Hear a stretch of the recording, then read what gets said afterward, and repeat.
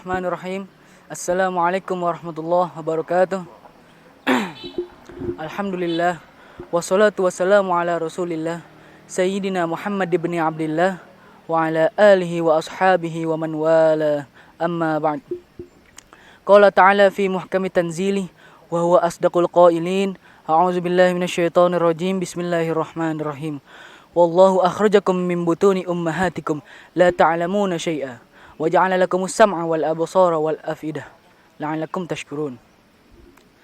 Kodrat manusia terlahir dari rahim ibunya dalam kondisi atau dalam status tidak mengetahui apapun. Namun maha bijaksana Allah Subhanahu wa taala yang telah membekali manusia dengan software yang bisa difungsikan untuk merubah status seseorang yang tadinya tidak tahu menjadi tahu berbagai hal. Allah Subhanahu wa taala membekali manusia dengan indera pendengaran, yang mana dengan indera ini manusia bisa menerima banyak informasi. Allah Subhanahu wa taala juga menganugerahi manusia dengan indera penglihatan, yang mana dengan indera ini manusia bisa belajar banyak hal. Dan juga Allah Subhanahu wa taala melengkapi manusia dengan hati, yang mana dengan hati manusia memiliki perasaan. Ayyuhal mu'minun rahimakumullah. Dalam ayat muqaddimah saya tadi mengandung sebuah perintah. Perintah apa? Perintah untuk menciptakan sebuah perubahan. Perintah untuk menggunakan piranti-piranti tersebut seoptimal mungkin untuk menciptakan sebuah perubahan. Dan perubahan yang dimaksud ini bukanlah perubahan simsalabim ala-ala persulap, bukan. Namun perubahan yang melalui proses dan tahapan-tahapan tertentu. Proses dan tahapan-tahapan tertentu ini dalam bahasa agama dikenal dengan menuntut ilmu.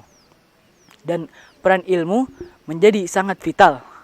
Karena untuk mencapai kebahagiaan dunia dibutuhkan ilmu. Dan untuk mencapai kebahagiaan akhirat pun dibutuhkan ilmu. Dan jelas ilmu ini menjadi tolak ukur bedanya derajat seseorang.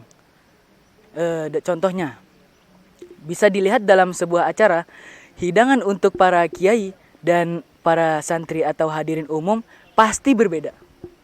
Kue yang enak-enak, buah yang bagus-bagus, yang segar-segar pasti untuk para kiai. Kalau untuk hadirin atau santri pasti ya yang biasa-biasa saja. Hal ini terjadi karena memang sudah dijanjikan oleh Allah Subhanahu wa taala untuk mengangkat derajat seseorang yang beriman dan berilmu pengetahuan. Dan segala perbuatan atau amal yang kita lakukan kalau nggak tahu ilmunya ya akan sia-sia. Apalagi dalam soal ibadah. Kalau kita nggak tahu ilmunya ya pasti akan ditolak ibadah kita.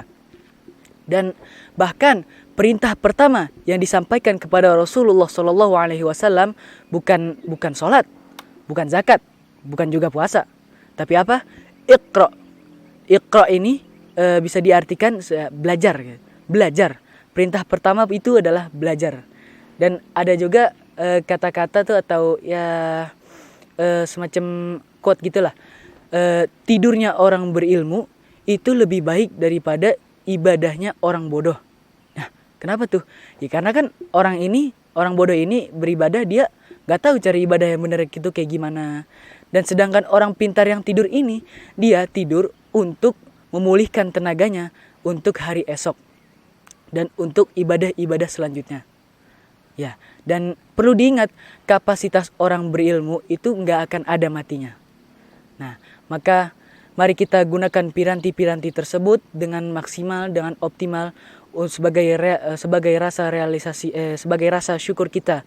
Sebagai rasa syukur kita kepada Allah Subhanahu wa taala.